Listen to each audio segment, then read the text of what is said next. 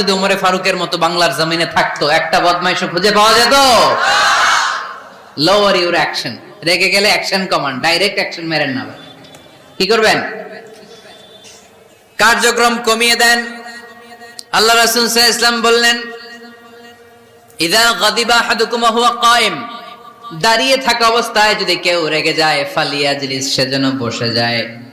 Fine যাহাবা আনহুল গাদাবু ওয়া ইল্লা ফালিয়াত্তাজি, বসে যাওয়ার পরেও যদি তার রাগ কমে না যায়, সেজন্য শুয়ে যায়। সুবহানাল্লাহ পড়েন। দাঁড়িয়ে থাকা অবস্থায় রাগ আসলে কি করবেন? বসা অবস্থায় রাগ আসলে, শোয়া অবস্থায় রাগ আসলে ঘুমায় যাবেন। অনেক ভালো মানুষ এই এলাকার লোকেরা। শোয়া অবস্থায় রাগ আসলে চোখ বন্ধ করে ঘুমায় যাবেন। এরপর সুন্দর সুন্দর স্বপ্ন দেখতে শুরু করবেন। রাগ আর নাই। কত সুন্দর ফিলোসোফার ছিল বিশ্বনবী সাল্লাল্লাহু আলাইহি ওয়াসাল্লাম। এই কথাগুলোর দাম কত জানেন? ওজন কত জানেন?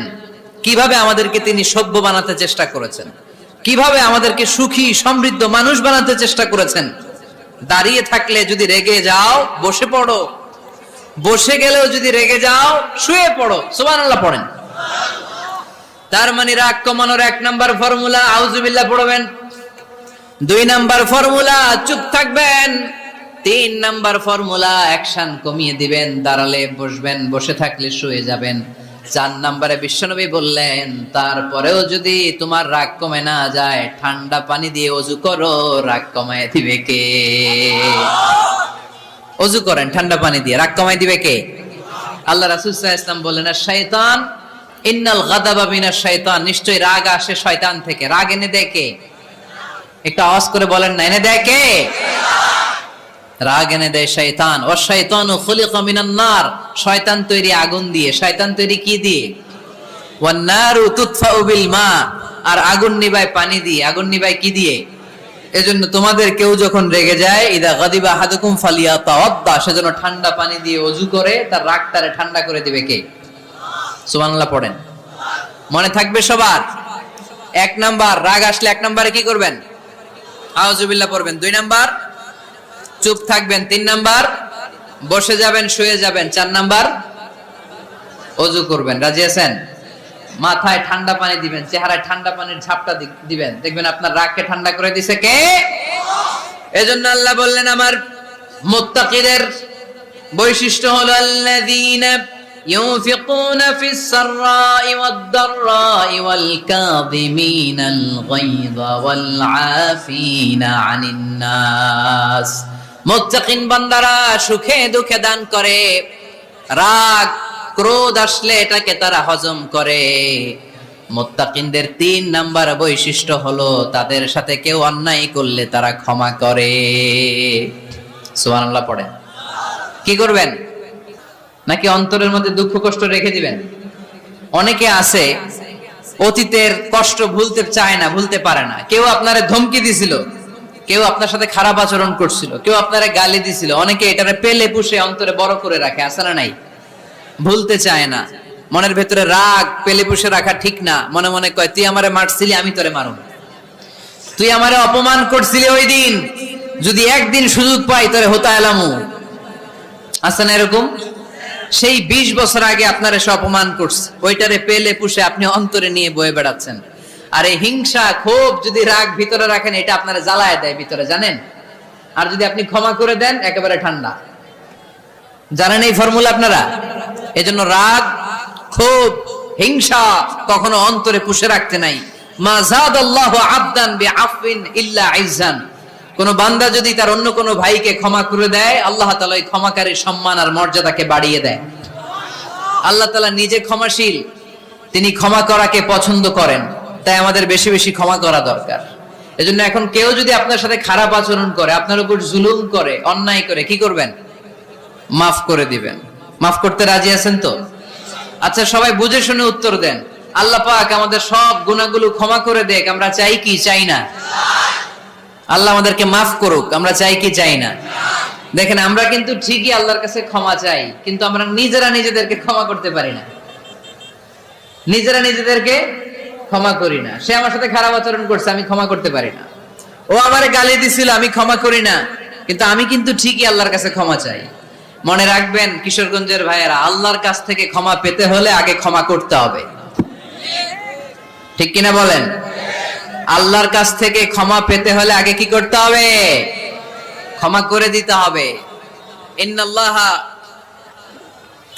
আল্লাহুম্মা ইন্নাকা আফুন তুহিব্বুল আফওয়া ফাআফু আন্নি। হে আল্লাহ, আপনি ক্ষমাশীল, আপনি ক্ষমা করাকে পছন্দ করেন। আল্লাহ, আপনি আমাকে ক্ষমা করে দেন। কদরের রাত্রে আমরা এই দোয়া করি না যে আল্লাহ আপনি ক্ষমাশীল, আল্লাহ আপনি ক্ষমা করাকে পছন্দ করেন, আল্লাহ আপনি আমাকে ক্ষমা করে দেন। আল্লাহর কাছে আমরা ক্ষমা চাই, কিন্তু আমরা নিজেরা নিজেদেরকে ক্ষমা করতে পারি না। আপনি যদি মুত্তাকি হতে চান, আগে মানুষকে ক্ষমা করতে হবে। রাজি আছেন তো?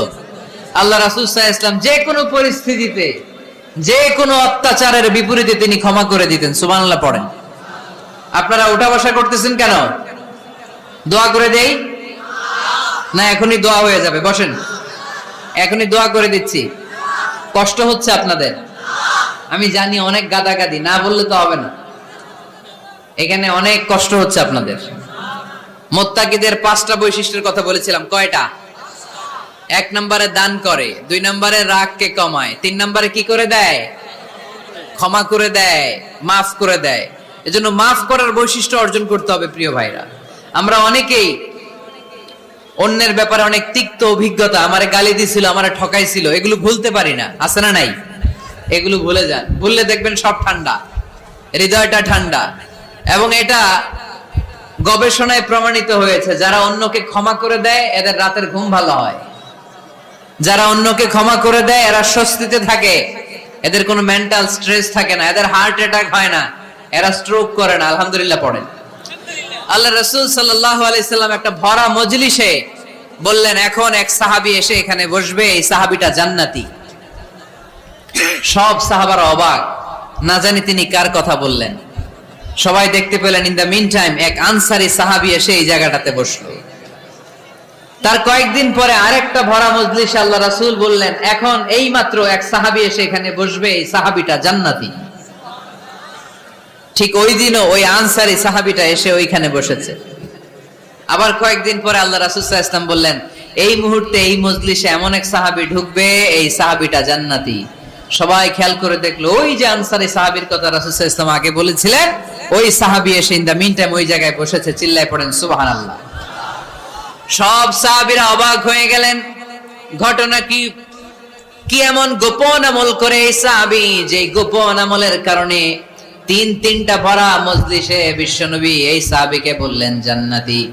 সাইয়েদনা আব্দুল্লাহ ইবনে আমর ইবনুল আস গোপন তথ্য বের করার জন্য এই সাহাবীর বাড়িতে চলে যে সাহাবীকে সালাম দিয়ে বললেন, ও আনসারী সাহাবী, আমার বাবার সাথে আমার ঝগড়া হয়েছে, আমি 3 দিনের জন্য তোমার বাড়িতে মেহমান হতে চাই।